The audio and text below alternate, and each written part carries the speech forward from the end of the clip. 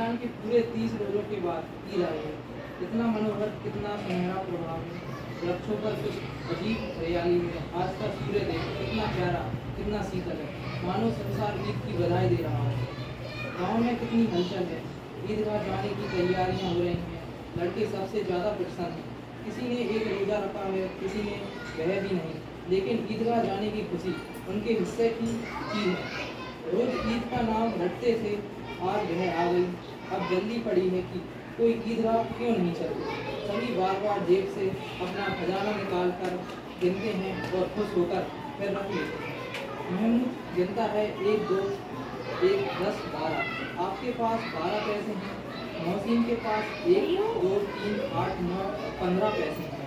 इन्हीं अनगिनत पैसों में अनगिनत चीज़ें लाएंगे, खिलौने, मिठाइयाँ, बिगुल, गेंद और जाने क्या क्या। सबसे ज़्यादा प्रसन्न है अमीर। वह 4-5 साल का गरीब दुबला पतला लड़का, जिसका बाप 10 वर्ष जैसे कि भेंट हो गया और न जाने क्यों पीली होती एक दिन मर गई। किसी को पता न चला क्या बीमारी है। कहती तो कौन सुनने वाला था। दिल पर जो कुछ बीतती थी वह दिन में ही सहती थी, और जब ना सह गया तो संसार से जुदा हो गया। अब अमीर अपनी बूढ़ी दादी अमीर की गोद में सोता है और उतना ही प्रसन्न है। उसके अब्बा जान रुपये कमाने गए हैं, बहुत सी थैलियाँ लेकर आएंगे। अम्मी जान अल्लाह मियाँ के घर से उसके लिए बड़ी अच्छी अच्छी चीज़ें लाने गई है, इसलिए हमीद प्रसन्न है।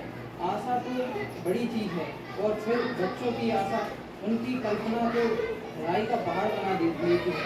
हमीद के पाँव में जूते नहीं हैं, सिर पर एक पुरानी टोपी है, जिसका गोटा काला पड़ गया है, फिर भी वह प्रसन्न है। उसके अब्बा जान थैलियाँ और अम्मी जान नियामतें लेकर आएंगी, तो वह दिल से अरमान निकाले लेगा। तब देखेगा मोहसिन, नूरे और अम्मी कहाँ से इतने पैसे लाएंगे। अमीना अपनी कोठरी में बैठी रो रही है।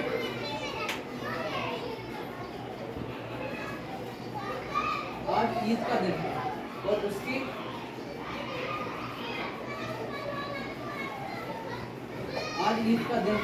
और उसके घर में दाना नहीं है। आज अबीर होता तो क्या सीन इसी तरह ईद आती और चली जाती। इस अंधकार और निराश में वह डूबी जा रही है। हमीद भीतर जाकर दादी से कहता है, तुम डरना नहीं अम्मा, मैं सबसे पहले आऊँगा, बिल्कुल ना डरना। अमीना का दिल कचोर रहा है। गांव में बच्चे अपने अपने बाप के साथ जा रहे हैं। हमीद का बाप अमीना के सिवा और कौन है। उसे कैसे मेले जाने दे। इस भीड़ भाड़ में बच्चा कहीं खो जाए तो क्या हो। नहीं, अमीना उसे यूँ न जाने देगी। नन्ही सी जान चलेगा कैसे, पैर में छाले पड़ जाएंगे। जूते भी तो नहीं है। वह थोड़ी थोड़ी दूर पर उसे गोद में ले लेती, लेकिन वहाँ सवैयाँ कौन पकाएगा। पैसे होते तो लौटते लौटते सब सामग्री जमा करके चटपट बना लेती। यहाँ तो घंटों चीज़ें जमा करते लगेंगे। मांगे जीता तो भरोसा ठहरा। उस दिन हफीज के कपड़े सिले थे, 8 पाने पैसे मिले थे। उस अठन्नी को ईमान की तरह बचाती चली आती थी इसी ईद के लिए। लेकिन कल गवाला सिर पर सवार हो गई तो क्या करती। मीट के लिए कुछ नहीं है तो 2 पैसे का दूध तो चाहिए ही। अब तो कल 2 आधे पैसे बच रहे हैं।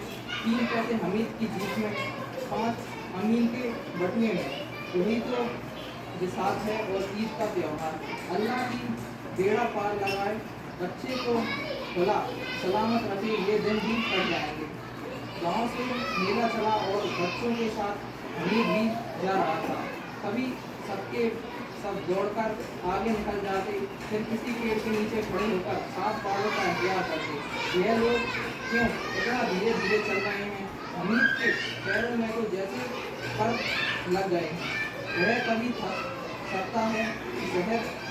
शहर पास आ गया। हलवाइयों की दुकानें शुरू हुई। आज खूब सजी हुई थी। इतनी मिठाइयाँ कौन खाता है। देखो ना, एक एक दुकान पर मानो होंगे। आगे चलने पर बस्ती घनी होने लगी।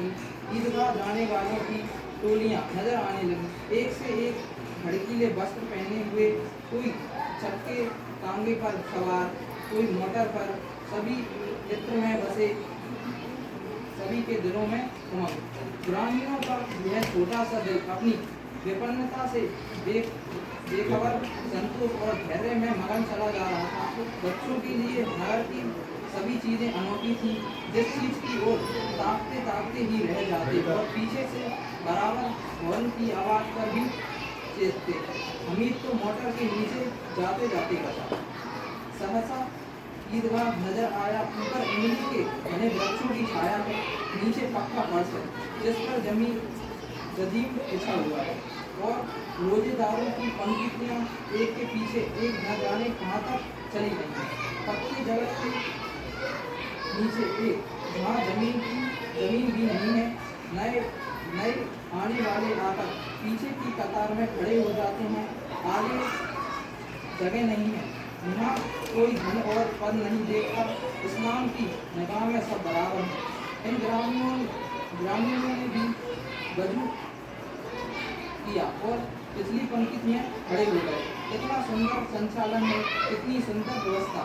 लाखों सिर्फ एक साथ सजदा में झुक जाते हैं, फिर सबके सब एक साथ खड़े हो जाते हैं, एक साथ झुकते हैं और एक साथ घुटनों के बल बैठ जाते हैं।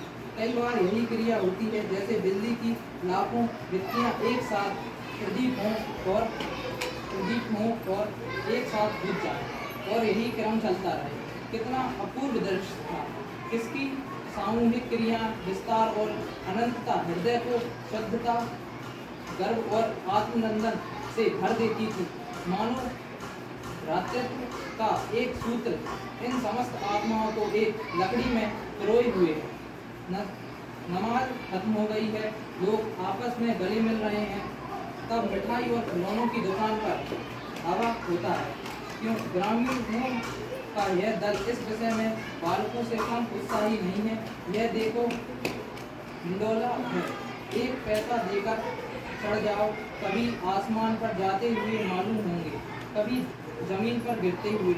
यह चरखी है, एक लड़की के हाथी घोड़े ऊँटों पर बैठते हैं। हमीद दूर खड़ा है, 3 ही पैसे तो इसके पास हैं। आने तो उसका एक भाई जरा सा चक्कर खाने के लिए नहीं दे सकता। इधर दुकानों की कतार लगी हुई है, तरह तरह के खिलौने हैं। सिपाही और गुनरिया, राजा और वकील, भिखारी और साधु, वाह कितने सुंदर खिलौने हैं। अब बोला ही चाहते हैं। महमूद सिपाही लेता है, खाकी वर्दी और लाल पगड़ी वाला, कंधे पर बंदूक रखे हुए। मालूम होता है अभी कवायद किसी पिए चला आ रहा है। मौसीम को हिस्ती पसंद आया, कमर झुकी हुई है, ऊपर मशाक रखे